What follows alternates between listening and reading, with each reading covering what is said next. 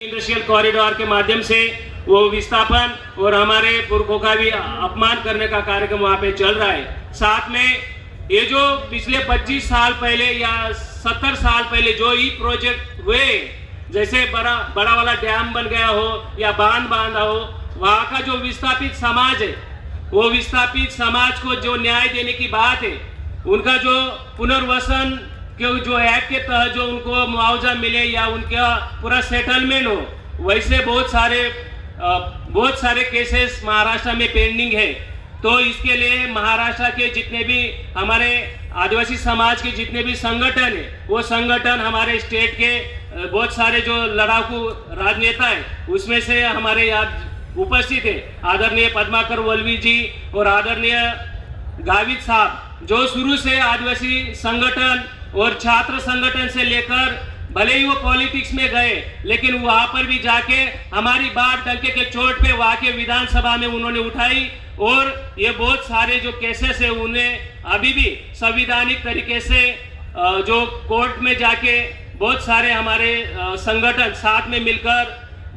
हमारे हक अधिकार की बात वहां के महाराष्ट्र में संवैधानिक मार्ग से लड़ रहे। उसमें हमारा जो पेशा कानून के तहत जो 17 संवर्ग जो पद आते, 17 गवर्नमेंट के पद, वो पेशा कानून तो बोलता है कि ये स्थानीय आदिवासियों के पद भर्ती किए जाएंगे, लेकिन हमारे महाराष्ट्र में वो अभी भी उसका स्थानीय आदिवासी में से चयन नहीं हो रहा है। इसके वजह से भी हमारा आंदोलन सब मिलकर, सब सामाजिक संगठन और राजकीय नेताओं से मिलजुल कर सब लोग लड़ रहे हैं। उसके साथ अगर शिक्षा की अगर बात करें तो शिक्षा महाराष्ट्र में जो हमारे ट्राइबल मिनिस्ट्री के थ्रू बनाई गई थी, आदिवासी विकास विभाग के तहत आश्रम स्कूल हो जाए या उससे लेकर नीचे वाले जो भी स्कूल कॉलेजेस बनी थी, उसमें अभी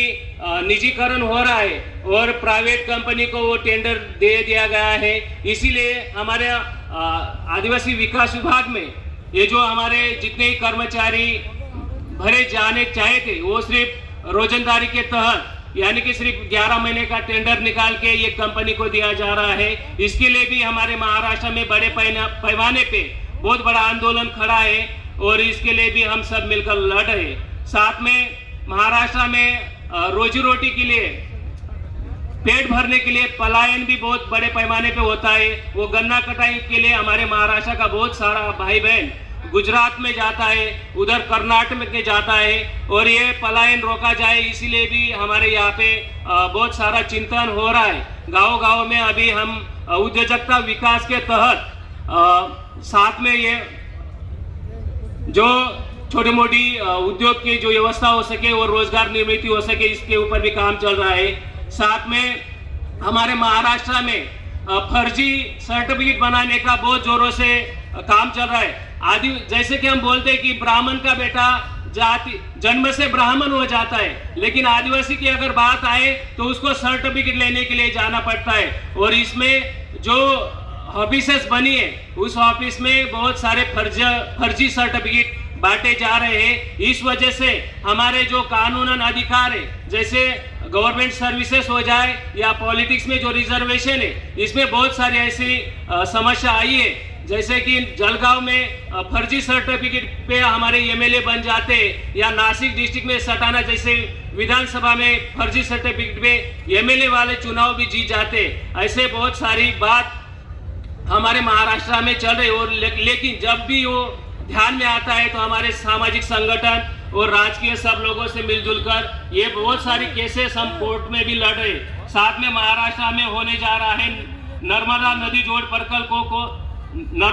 जोड़ प्रकल्प, इसका भी पूरे ताकत के साथ डंके के चोट पे हमारे वहाँ के सभी सातपुड़ा के साथी